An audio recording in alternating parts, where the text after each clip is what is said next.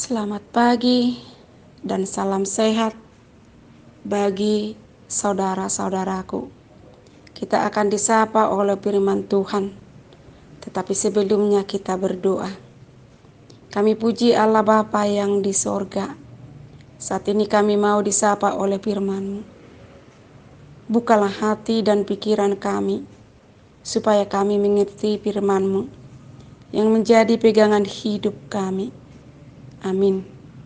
Firman Tuhan yang menjadi renungan untuk pagi ini Jumat 6 November 2020 yang diambil dari ayat harian HKBP dari Galatia pasal 6 ayat 1. Demikian bunyinya. Saudara-saudara, kalaupun seorang kedapatan melakukan suatu pelanggaran, maka kamu yang rohani harus memimpin orang itu ke jalan yang benar dalam roh lemah lembut, sambil menjaga dirimu sendiri supaya kamu juga jangan kena pencobaan. Demikianlah pembacaan firman Tuhan. Bapak, Ibu, saudara-saudara yang terkasih, orang Kristen mempunyai tugas yang besar, yakni memimpin orang ke jalan yang benar. Namun, sebelum melakukan tugas itu, perlu sekali kita itu mengenal diri. Siapa kita di hadapan Allah dan di hadapan sesama manusia.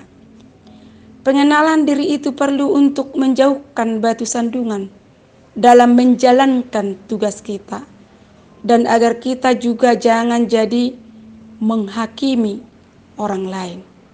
Justru itu, apabila seseorang kedapatan melakukan kesalahan atau pelanggaran, maka kejadian itu jangan dimanfaatkan untuk kepentingan diri kita, agar kita sendiri tampak sebagai orang yang baik sekali. Jadi jangan menghukum orang lain untuk meninggikan diri kita. Jangan menjatuhkan di dalam kelemahan orang lain, tetapi harus menolongnya ke jalan yang benar dengan rendah hati. Karena kita sendiri bisa juga jatuh ke dalam dosa, sehingga setiap orang Kristen harus saling membangun antara satu dengan yang lain. Saudara-saudara yang terkasih, di ayat renungan pagi ini dikatakan Paulus kepada jemaat yang ada di Galatia pasal 6 ayat 1. Saudara-saudara, kalaupun seorang kedapatan melakukan suatu pelanggaran, maka kamu yang rohani harus memimpin orang itu ke jalan yang benar dalam roh lemah lembut, sambil menjaga dirimu sendiri supaya kamu juga jangan kena pencobaan. Kenapa Paulus mengatakan seperti itu? Ada apa rupanya?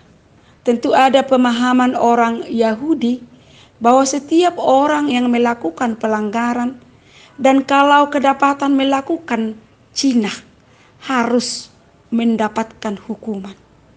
Hukuman itu dilempari oleh masyarakat dengan batu sampai mati. Jadi tidak ada kesempatan kepada orang yang melakukan pelanggaran atau kejahatan untuk bertobat. Padahal yang diinginkan oleh Tuhan adalah pertobatan dari setiap manusia. Bapak, Ibu, saudara-saudara yang terkasih, sikap pengampunan merupakan sikap Allah Bapa yang di sorga. Karena Yesus sudah menunjukkan kepada kita ketika Yesus mau mengampuni kita orang berdosa.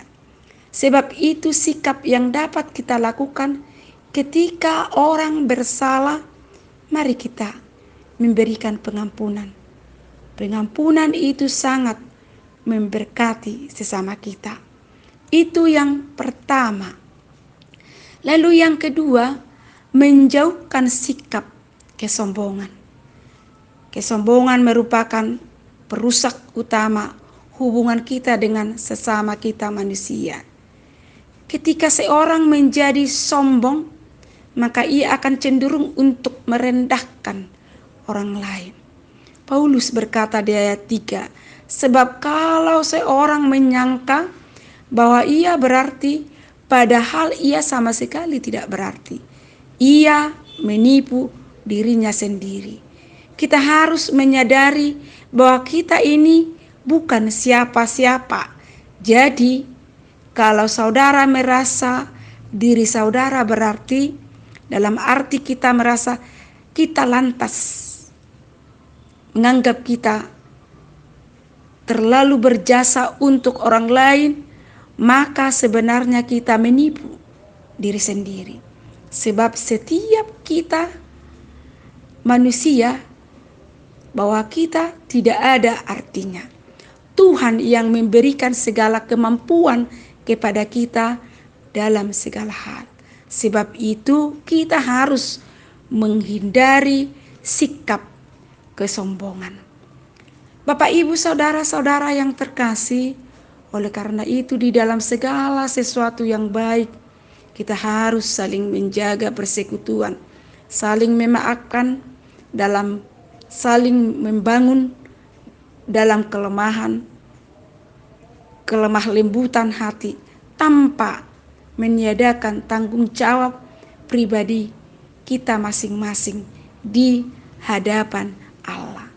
Dan mari kita suka memberi pengampunan, ringan tangan untuk menolong sesama kita. Dan mari kita menjauhkan sikap angkuh dan sikap menghakimi sesama kita. Amin. Tuhan Yesus memberkati kita. Kita berdoa. Terima kasih firman-Mu yang telah kami dengarkan. Kuatkan kami, dan biarlah Roh Kudus-Mu mengajari kami mengetahui kehendak-Mu. Ya Bapa, kami selalu mendoakan bangsa kami dari pandemi COVID-19. Selamatkan bangsa kami, selamatkan kami.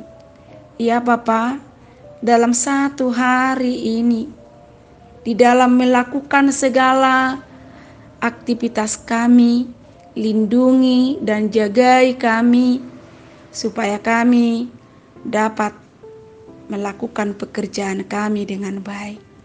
Ya Bapa, kami mendoakan jemaat Tuhan yang sakit di rumah sakit dan juga dirawat di rumah. Kami serahkan ke dalam tangan pengasihan-Mu. Ulurkan tangan-Mu Tuhan, supaya boleh saudara-saudara kami itu untuk lekas sembuh dan bisa beraktivitas. Terkhusus kami bawakan dalam doa kami, yaitu Bapak Hasi Tompul dari sektor Pandau, yang sedang dirawat di rumah sakit Prima, yang sudah menjalani operasi karena kecelakaan. Tuhan, sembuhkan dan pulihkanlah seperti sedia kala. Dalam nama Tuhan Yesus Kristus, kami berdoa dan mengucap syukur. Amin. Anugerah Tuhan Yesus Kristus, kasih Allah Bapa, dan persekutuan Roh Kudus menyertai kita sekalian.